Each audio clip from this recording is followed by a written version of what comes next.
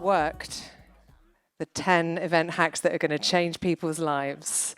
If you were here for the last session, that was how no pressure on Bruce today at all, that we have said 10 event hacks that are going to change everyone's lives. He now has raised the bar even higher than it was going to be for the next 45 minutes. Ladies and gentlemen, please give a warm round of applause for Head of Content, Bruce Rose from Live Group. Yeah, I feel like lives is very bold. You know, it's fine. This is maybe going to improve your events, but lives, you know, we're going to leave here better, feeling better about ourselves and our lives, and that's brilliant.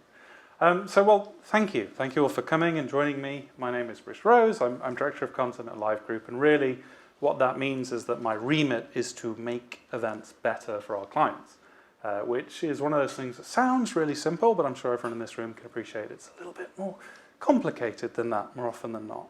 And one of the things that we've looked in terms of doing that, in terms of processing it at Live Group and making these events better, is this idea that data is a core component of that. That thanks to advances in the past, the past 20 years probably, but certainly in recent memory in the past 2 years, that we have access to a whole suite of new insights and data that can improve events for everyone. And so I'm going to walk you through 10 of them. It's that simple. There's no kind of grand reveal at the end where I actually tell you there's 20 or 1,000,000. There's 10 useful insights, some of which I think people in this room may have a sense of, that maybe they want an evidence base to talk about. Others that may be a bit surprising to some, and that's all part of the fun. One of the things that really excites me in this area and this field is that data is not fixed. And that the one thing I can guarantee is that audience behaviors are not static and will not remain static in the future. And what we can do as an industry is ensure that we are constantly and consistently looking at that. That's my face. It's a great intro. You'll see I'm wearing my best data turtleneck for this, which is a very important step. It's in the title, and I think it's very important to define what we mean by a silent majority. And so I'm going to use a quick example, and this has come from a few layers of data from past events that we've run. You can basically think of it as an averaging out of past events. But if we can cast our minds back to the early days, and I'm thinking more your very traditional events experience whereby there would be no voting technology, there would be no stream, things were done traditionally, pen and paper and all that fun stuff. What might we expect the data output from an event like that to look like? Well, if we were to take a typical 1,000-person event, we would have questions which would be done by handing the microphone around at the end and no other way. And we'd maybe, if we were lucky, expect to see around about 3 to 5% of delegates engage with a given event over the course of an entire day. And so your 1,000 people immediately turns into 30 to 50, a minority. And then we would do post-event surveys, all these wonderful fun things where we'd give people a nice little cardboard thing and a pen, and we'd ask them very nicely to fill them out. And if we were lucky, we'd maybe see 10% of people, if that. More often than not, it would be 5 to 7%. So our event of 1,000 people has a data output that is at its maximum 10%.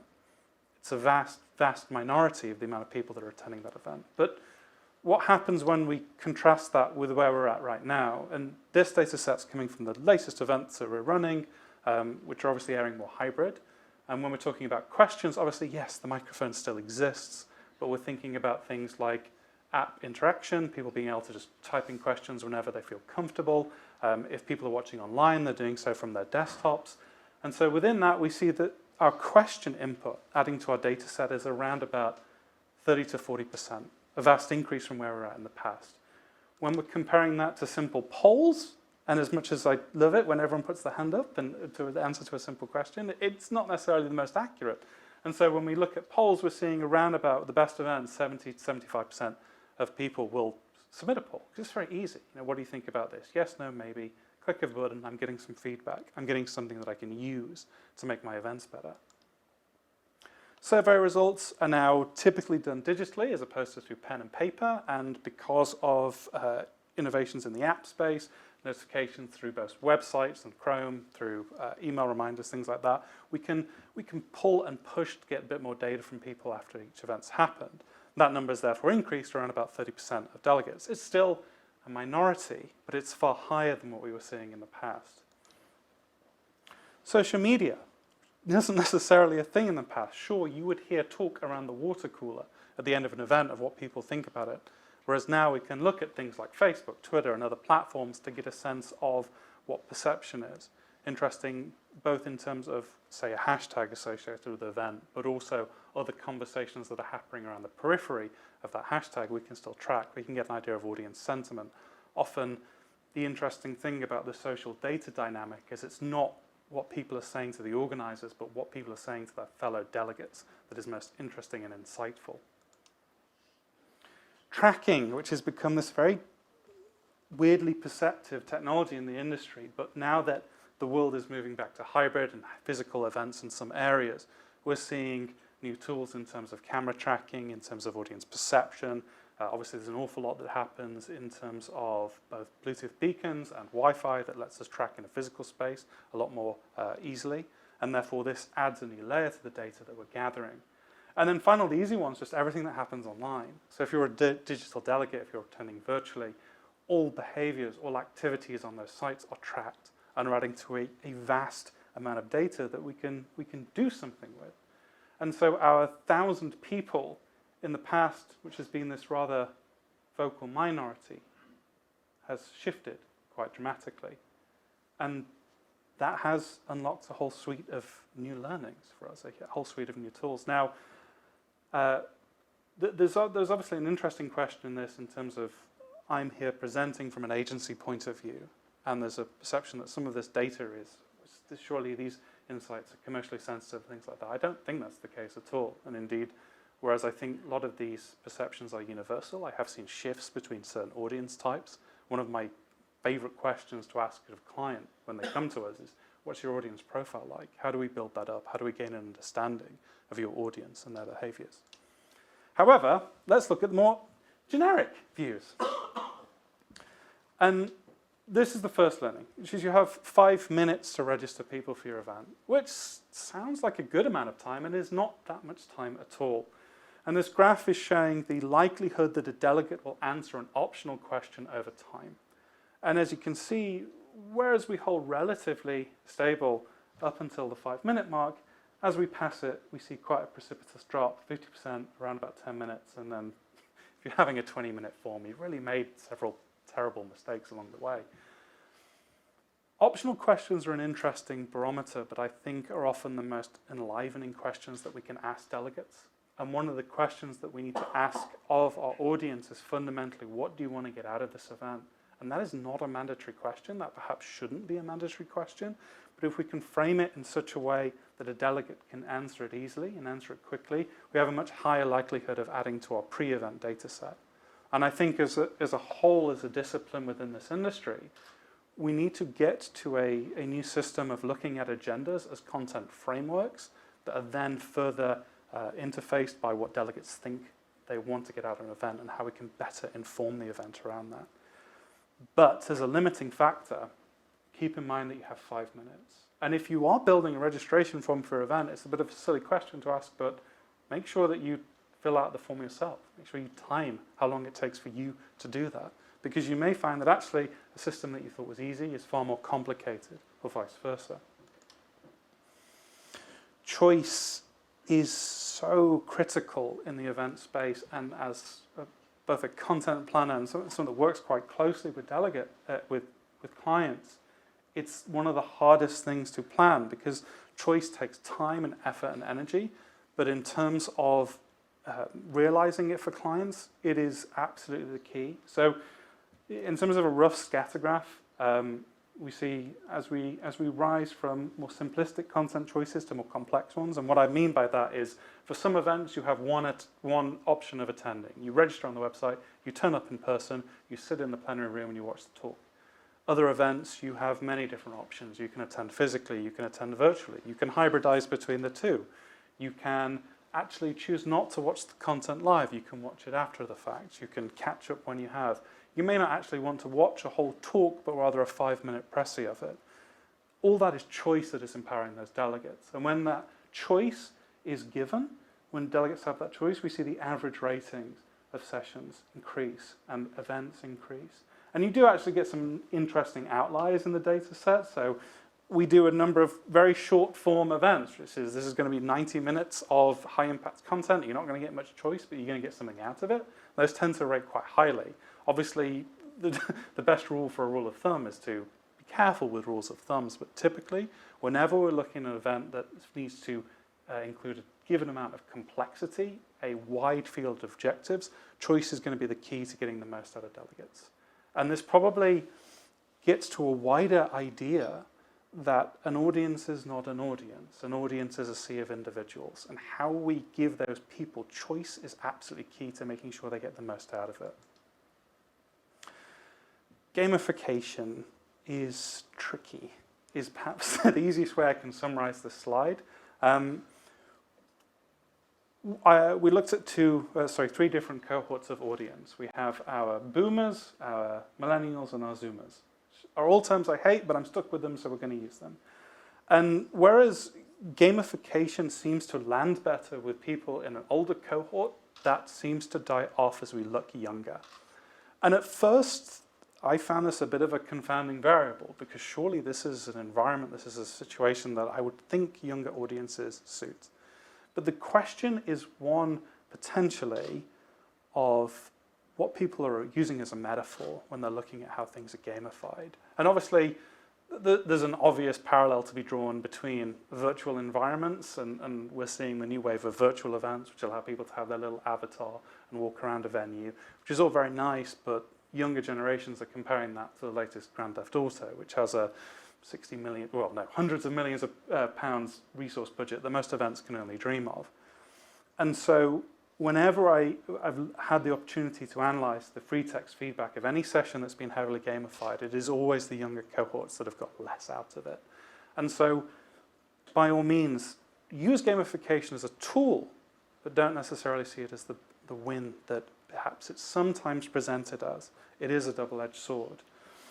And that's perhaps better referenced by the second graph, which comes from an event with a client we ran whereby they wanted to gamify activities on the website.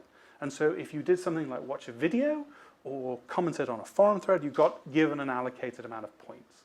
And those points were assigned to each delegate, and that all went into a lovely top 10 table that all delegates could see at a given moment. And there was going to be prizes associated with whoever was leading that. Now, that worked great initially, and we saw a huge flurry of activity, but what very quickly happened was that you had a small cohort of the delegates that gamified the gamification system. They understood how the points were calculated, and they did everything they could to gather as much points as possible, so they were at the top of the leaderboard. And everyone else on the site saw that, coming to the site thinking, well, I've got no points, I'm never going to get to 6,000, I'm not going to bother doing anything. And as we look at the total audience available, we had a very small number with very high engagement that just peaked off. And it's contrasted with this blue graph where we didn't gamify anything at all. And yes, the highest peaks of the engagement were lower, but that spread across all audiences far better. And in terms of what makes better events, a diversity of opinion, a diversity of engagement, I think is key. And therefore, perhaps there are certain event objectives where having a small minority doing all the work is beneficial. It's probably not all events, though. So understand when you deploy this as a methodology, there may be problems with that. This is the most painful learning I have, and is why I'm wearing my data turtleneck. A lot of my work is building content for clients. It is working with them to piece apart what they are trying to do and make it better. But how that information is presented is more important often in terms of getting people to it, and it is immensely frustrating. And so we ran a webcast, not last year, in the year 2000, which was all about comms plans. It was myself and Laura O'Brien from our team. And it was a good webinar by all accounts. We put it on YouTube, and we put it on our nice channels, and we used this lovely thumbnail of Laura and me, and not many people watched it, really, sadly, after the fact. And then we changed a few things, and this is the thumbnail that we ended up using. With clear colour importance and 5 things you have to do, and putting a degree of emphasis on it. And the increase in viewers went up 670%. That's not a small amount in terms of that impact. Now, the content can be as good as it can be, but unless anyone is drawn to it, that's a real problem. And certainly when I think about how events are often run, there's a mentality around, well, if you build it, they will come. And I don't think that's accurate. I think when you actually look at what's happening in the space, specifically on things like YouTube, but I think this applies just as much to the physical space as it does to the digital. The simple fact of the matter is that unless people are aware of something, unless they're excited by it, they're probably not going to come engage with it. And so when you're thinking about your content, please think about how it's presented to delegates and understand, and again, thinking of that sea of individuals, that different delegates may be looking for different things from bits of content, and things need to be planned around that. Generational differences are large, and they are getting larger, and they're getting larger at a faster rate. And this is one of those learnings that I think is intrinsic. Like, yes, younger generations are different from older generations. We still plan events relatively similar, despite the fact that our audience makeup can be quite radically different. Just in terms of like very quick learnings that we've taken from the generational gap, from a technology standpoint, obviously younger cohorts are far more comfortable on mobiles. That comes to registering for events, which comes back to that idea of, well, if I have 5 minutes to register a delegate, is it 5 minutes on a desktop site or is it 5 minutes on a mobile phone? Those are very different in terms of the answers I want to get. The younger delegates are spending less time on both websites and in physical presence. It's an average of roughly 4.5 minutes less. That is an enormous amount of time to factor in. 5 minutes is a full conversation in some instances. And if we have less time to grab people's attention, if we have less time to give them a key giveaway, that needs to impact our behaviors and how we think about how events are sometimes structured. And then finally, where I've taken things away in terms of the time, in terms of communication and ability to engage with comm systems, whether that's questions, whether that's forums, whether that's coming around weird networking opportunities around, it's far more popular with the younger cohort. And so enabling a social layer to events becomes more intrinsic. That varies across the generation, whether they're introverted or extroverted, whether they have a physical preference for events or a digital preference for events. But the fixed thing is that idea to share communication, to share thoughts with an audience is far higher, which is a great thing for us as planners. It means, number one, that we get more data that can impact our events, but it also means that when we're dealing with older generations, that we may need to factor in how to perhaps outreach a bit more to get the information that we want from them. Learning styles, VARC models. This is one of the few areas where our own research has actually crashed into the world of wider social research and wider scientific studies that are happening on learning styles and learning behaviors. People have strongly defined learning styles, and you can have a really nice experiment where you ask people to self-identify their preferred learning styles, and then you assign them a way of looking at a given topic, and you assign some people to their preferred learning style, some people to a completely separate one, and then you test them after the fact. And when you do that, you find that actually people that are assigned a learning method that's very different from their style do no worse nor no better than those that are assigned against their learning style. And so it's very easy to look at that and think, well, learning styles don't matter at all. But when you do that, you're basically taking an entire cohort of people saying, we don't care about your opinion here, we're going to dictate terms to you. And the perception of that experience drops off dramatically. And so whereas your nice, neatly ordered people may be able to just discover things their own way and given that choice, the moment you take that away, that perception goes dramatically down, and therefore their performance can actually suffer. And so coming back to this idea of choice being the key to better events, if you are running a learning event, if you're trying to end it with people having taken things away, certainly things in the medical field, a key question needs to be not only how do we enable choice for the delegation, but how do we message that we're enabling choice for them so they have a higher perception of the event, so they're more willing to digest the things after the fact. So another awkward one learning for me so far in terms of the data set, and it's one that the convenience of access, of accessibility, is going to beat any bells and whistles that technology can offer every single time. Now, just from an askance view, when you look at activity on the events that we ran from a web perspective and a physical perspective, we've seen growth across the board, which is great. The desktop has grown about 2%, tablet 19%, and mobile is 56%. Unsurprisingly, people aren't necessarily bringing their laptops to events anymore because they can do everything from their phone. People are also using their phone for darn near everything pre-event. And so, whereas there is a lot of possibility opened up by things like the metaverse, as ill-defined as that may be right now, there is a key question in terms of what is the technology required to enable this? Is it accessible? Can people gain it easily and quickly? Is it going to provide any barriers to them? Because if it does, that's maybe a problem and something that needs to be combated. I think there is some incredible experience work going on in the digital space, but a step needs to probably be taken in terms of, okay, that experience is valuable and impressive, but how is it made accessible? Because unless it's convenient to the audience, they are not going to engage with it because it's a barrier to them. And I say this as someone who is a complete nerd and has a VR headset at home, and that VR headset was a lot of money and it requires a lot of space.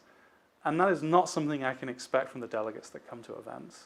And I need to factor into my planning that unless something is simple and intuitive and easy to use, it will be washed out by a sea of things that are that. I think the days of isolation in events are over, and I think they should be over. And this is certainly something that is becoming more intrinsic when we look at digital platforms in the hybrid space, and certainly one that we look at in terms of how we want to shepherd and shelter our data going forward. When we've looked at important resources within the event space, one of the key things, or two of the key areas that we've looked at are in terms of interconnection of delegates, this ephemeral networking element, and also how sponsors drive value from events. And these are the two examples I just want to briefly talk about. So the first is in terms of networking.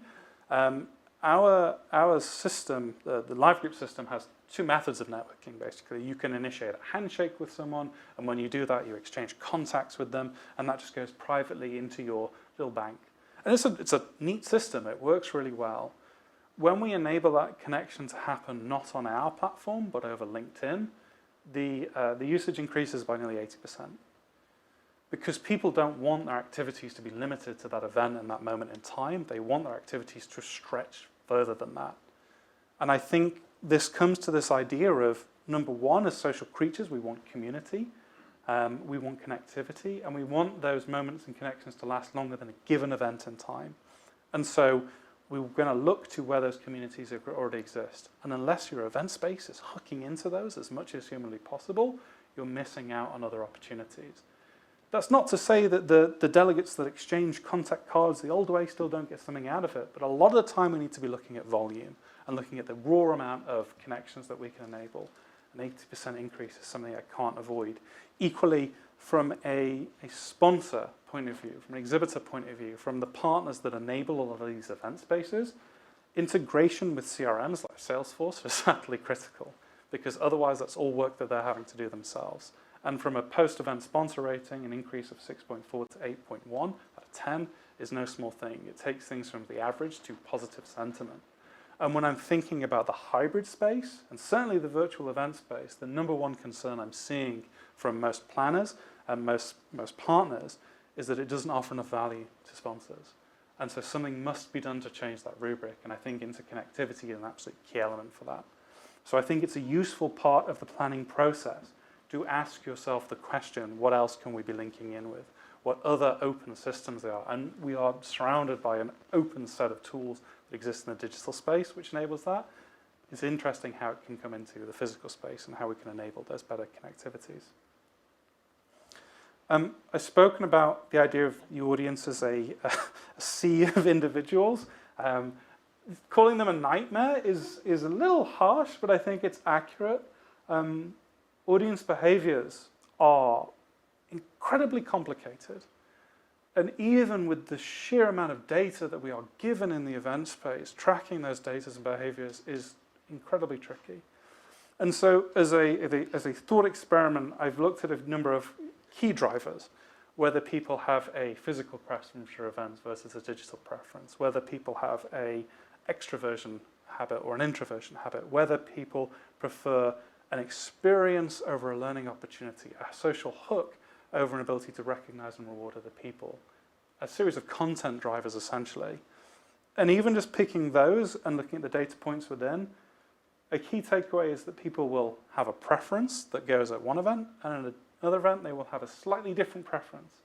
And even looking at those set behaviors, and they're allowing not much deviation between them, we end up with a model that allows for over 16,000 variations in how people want to attract and look at events. This idea of a sea of individuals needs to be taken really seriously, and it again comes back to this idea of choice. And we see some of the same learnings happening again and again in this, but I do think this is absolutely key and critical. We are coming out of 2 years of a very different environment for a lot of people, and 2022 is and should be the year of snapback, where we rush to physical, where things are different and we get to rediscover what events were like in the days before a pandemic. That will settle out and that will change, and the resulting environment that we will see will be one of choice and people wanting their needs and desires factored in, because the value proposition for a lot of events I think is going to be a lot harder in the coming years. And there is a cop-out one, which is this one, which is that this is really complicated. Looking at this data, taking it seriously as an initiative at Live Group has taken huge amounts of time, huge amounts of processing power, huge amounts of development of our own IP, tools and systems. When we sat down to look at a new product, or rather a new service in terms of something we're calling hybrid wrap, where we take a past physical event and help make it hybrid, the amount of variables and complexity thrown up by that alone was something that we had to account for as kind of central to our planning.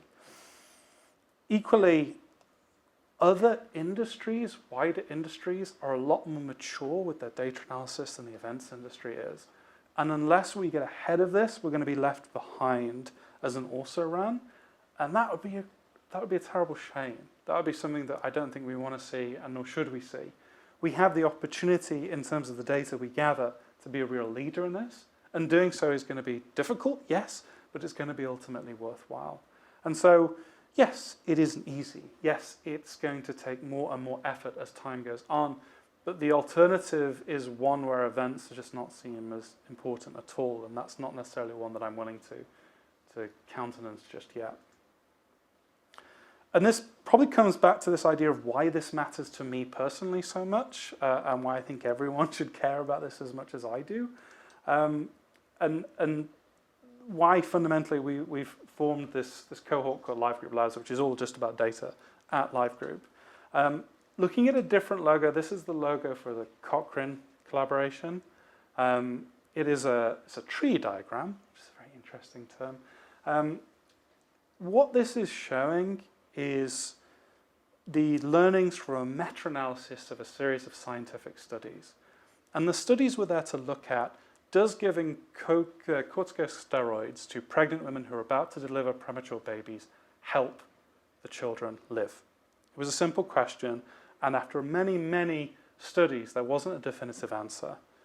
And that was until a meta-analysis, I'll get my words out, was done, which looked at every single clinical study that existed. And this line in the middle shows no benefit notice. And you can see by analysing everything, it was found that there was a clear link between giving pregnant women corticosteroids and preterm children surviving. And because of that meta-analysis, the use of corticosteroids improved dramatically. And it's fair to say that this one bit of data analysis probably saved thousands, if not hundreds of thousands, if not millions of lives. Now, that was not a learning that required any new research to be done. It just required the data to be looked at because the answers were in there. Now, we're quite fortunate in events that we don't deal with life or death situations on a daily basis. I'm certainly very, very grateful for that. But I think you don't get into events without understanding the incredible possibilities that bringing people together does. And if events are going to be part of solving the world's ills, which I think they have to be, then it's almost a duty of us to make them as good as they possibly can be, to make those moments matter. And using the data, using it carefully and thinking about it is absolutely central to that. And so if you found this interesting, if you are someone out there who is part of this industry and wants to talk about data, because one of the things I've said here is that we can't do this alone, add me on LinkedIn. That's my LinkedIn address. If you just want to email me, that's fine. If you're a client that wants to talk about this more, please do so. I can talk about this all day, but I'll try not to do it so much. The final thing I want to add, and if you've ever heard me speak before, you know I do this, but I think it's very important, is that this industry is full of the most incredible people that I've had the fortune of knowing. But also, it's a cohort of people that will typically really punish themselves to do the very best work possible and will often have trouble reaching out to other people. So if you are someone that has ever struggled with mental health, if you are someone that has struggled with feeling overwhelmed, I always try and take these moments to say, that's fine, that's normal, that's something that we all go through, and the best thing that you can do is understand that no feeling is final, and you have an opportunity to reach out to those around you, even if they're in social support networks or not, and you need to reach out to a complete stranger, someone like me. Please do so. Please look after yourselves, and thank you very much.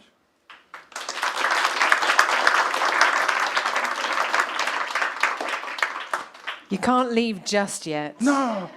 You were about to go, that's why I halted you. Halt! Stay there. Thank you, Bruce, and especially, thank you for the hacks, but also for that comment at the end. Have we got some questions for Bruce around those? I'm sure everyone frantically writing, taking photographs. Anybody got a question? Please holler if you do. There's always one. Thanks, Bruce. Really enjoyed that. I describe myself as a marketing data pig. I'm never happier than when I have my snout. I'm going to steal that term. When I have I like to have my snout in a good trough of it. I think, in my experience, events data has been certainly. I come from the B2B side, and if I see any more registration and attendee basic data, just done. Where do you think the real opportunities are today for gathering new and different types of data around events? Yeah, it's a brilliant question, and I think the core is kind of letting you know where my brain is going. The core is in this idea of choice and how we use that. Because I think it's one thing to say to someone, okay, you need to fill in this form if you want to attend. If you want to just come to the event, these are the minimum requirements. It's a different question to ask, if you want to get the most out of this event, if we can guarantee you a better experience, are you interested in giving us 3 more minutes to answer some questions? And this, I think, is where we come to this idea that, yeah, the technology is enabling new layers of data, but it's a different rubric if we can say to people, these are not mandatory questions. This is not tied to your ability to come to this event. But if you will engage with us, we will build an event around you, is a completely different question, but it requires 2 fundamental changes. The first being a good and reliable way of using that information to turn it into a series of accurate, informative audience profiles that can impact that content. That's something I'm working on. You can talk to me about it. And the second thing is a willingness from planners and clients to not have fixed events before they start seeing the registration data. I think actually the second hurdle is the biggest hurdle to climb. But if we can build enough case studies with smaller events and grow them, I think that's a route that we can get to. Thank you.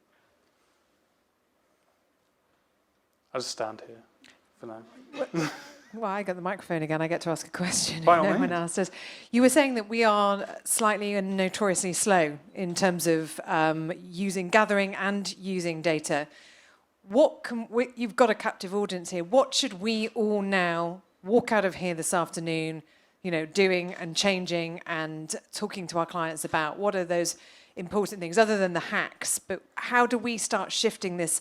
Because we've been talking about this for quite a long time as an industry, right? So how do we actually start moving this into action now we're coming through back into the crazy times that we're in now? Crazy times is a good, accurate summary.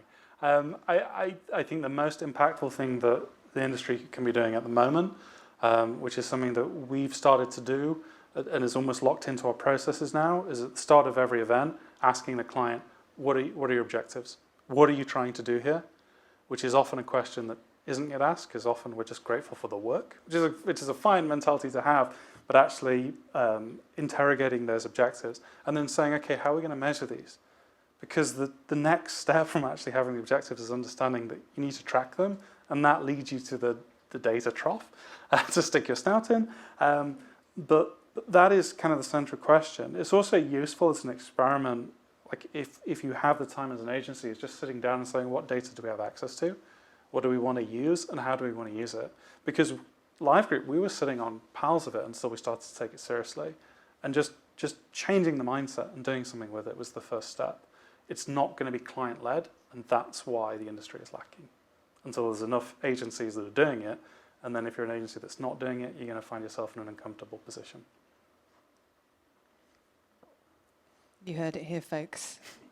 So I'm sorry I didn't improve anyone's lives, maybe. Or maybe I have, I don't know. I think you have. You brought in farmyard animals to a data session. Well, Mark brought the farmyard animals along. I think you've given everyone great food for thought, lots of things to take away, and yeah, lots of things to talk about as a wider industry. Ladies and gentlemen, please give a round of applause for Bruce Rose. Thank you. Thank you.